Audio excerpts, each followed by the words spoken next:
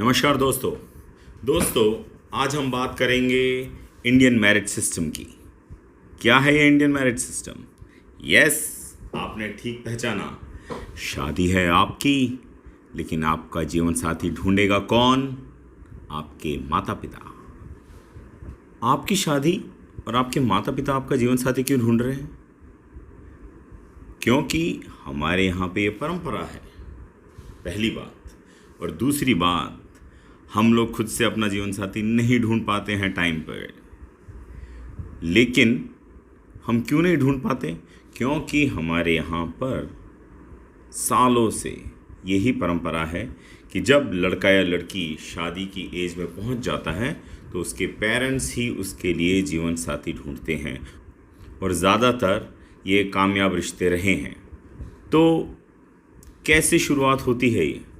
तो जैसे ही लड़का या लड़की अपने मैरिजेबल एज पे पहुंच जाते हैं, उससे 2 साल पहले ही माँ बाप अपने सारे रिश्तेदारों में बताना शुरू कर देते हैं कि भाई हमारा लड़का या लड़की अब मैरिजेबल एज की हो गई है, तो प्लीज़ आप उसके लिए एक अच्छा सा लाइफ पार्टनर ढूंढें। जैसे इंडिया में बच्चे मैरिजेबल एज पहुंच जाते हैं, उनकी शादी की उम्र हो जाती है, तो माँ बाप अपने सारे रिश्तेदारों में दूर दराज तक एक ही उनका मकसद होता है कि सबको जा कर बोलना है कि हमारा बच्चा, हमारी बच्ची शादी की उम्र की हो गई है, तो प्लीज़ कोई भी आपकी नज़र में अच्छा मैच है तो आप हमें बताएं।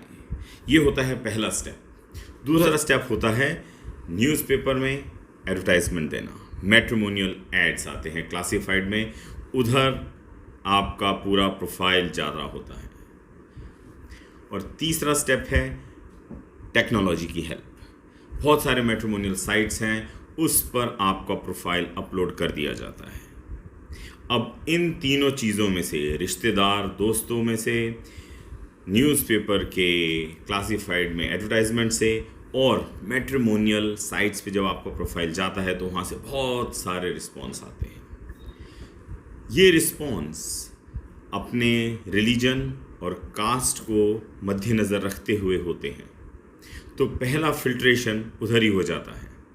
सेकंड, जब पेरेंट्स के पास बहुत सारे प्रोफाइल आ जाते हैं तो फिर पेरेंट्स बैठ के करते हैं उसको शॉर्ट लिस्ट मतलब 100 अगर आपको रिस्पॉन्स मिले हैं आपके प्रोफाइल के अगेंस्ट में, तो फिर पेरेंट्स बैठ के उसमें से अपने बच्चों के लिए जो सबसे बेस्ट पॉसिबल मैच होता है उनको ज़ीरो डाउन करते करते मिनिमम 10 प्रोफाइल शॉर्टलिस्ट कर लेते हैं। फिर वो 10 प्रोफाइल शॉर्टलिस्ट होने के बाद क्या होता है?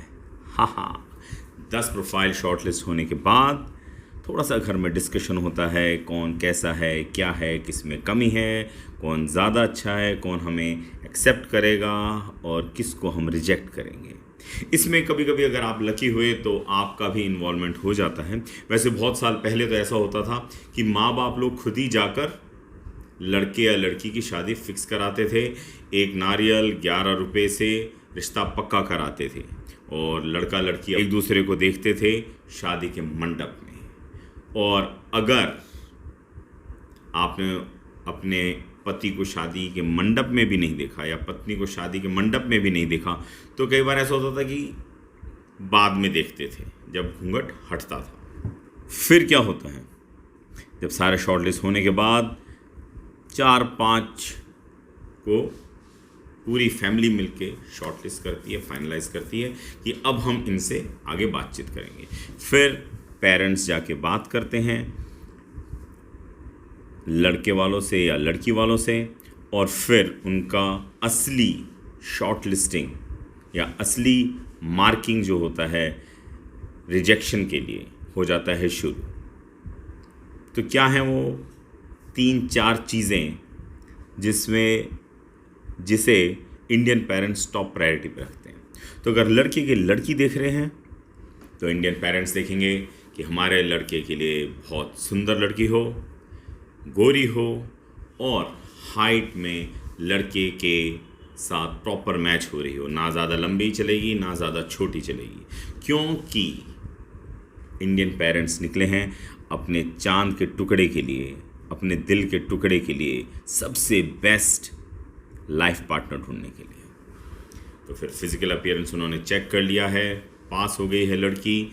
सेकंड आता है कि लड़की ने कितना पढ़ाई करी हुई है, फिर आता है कि उसका फैमिली बैकग्राउंड कैसा है, फिर आता है कि फाइनेंशियल स्टेटस कैसा है, और फिर धीरे धीरे धीरे बहुत सारी चीज़ें उसमें ऐड ऑन होती जाती हैं, लेकिन वो इतनी ज़्यादा टॉप प्रायोरिटी की नहीं होती। ओके, तो जब लड़कियों वाले लड़का देखने जाते हैं अपनी लड़की के लिए, तो वो क्या देखते हैं? लड़की जो बड़े नाजों से पली है, उसके लिए तो राजकुमार ही ढूंढना पड़ेगा। तो Indian parents short listed profile में से एक एक करके जो टॉप 5 बेस्ट होते हैं उनसे कनेक्ट करते हैं, और उनका सबसे ज़्यादा टॉप क्राइटेरिया क्या होता है?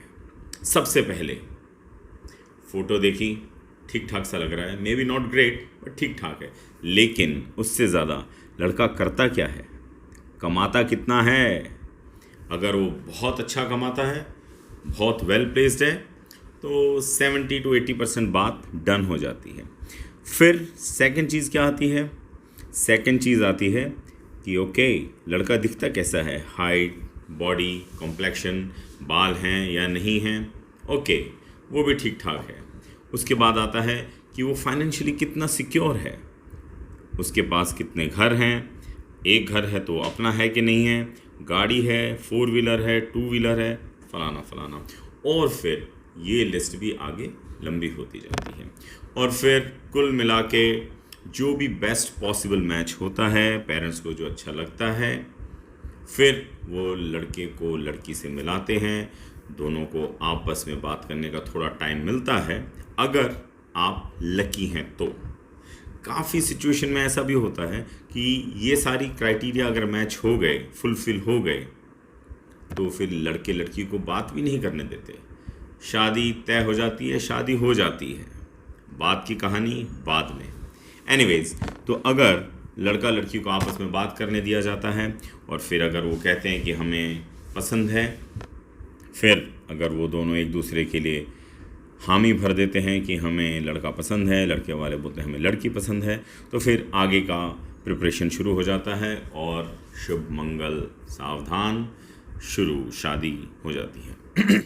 एक और बात, मैं पेरेंट्स को रिक्वेस्ट करूँगा कि आप अपने बच्चों से भी विचार विमर्श कर लीजिएगा, उनकी क्या चाहत है, वो कैसा लाइफ पार्टनर चाहते हैं, उसके हिसाब से आपको पता चल जाएगा कि किस टाइप का मैच, किस टाइप का लड़का या लड़की आपके बच्चे के लिए सही है, किसके साथ वो ज़्यादा खुश रह पाएंगे। अगर आपको इसमें कुछ और भी चीज़ें ऐड करनी हैं तो आप मुझे कमेंट करके बताइए आपको क्या सही लगा, क्या गलत लगा, और मुझे आप बता सकते हैं कि और भी क्या वीडियो बनाना है, तो मैं उन टॉपिक्स पे वीडियो बनाऊंगा। धन्यवाद।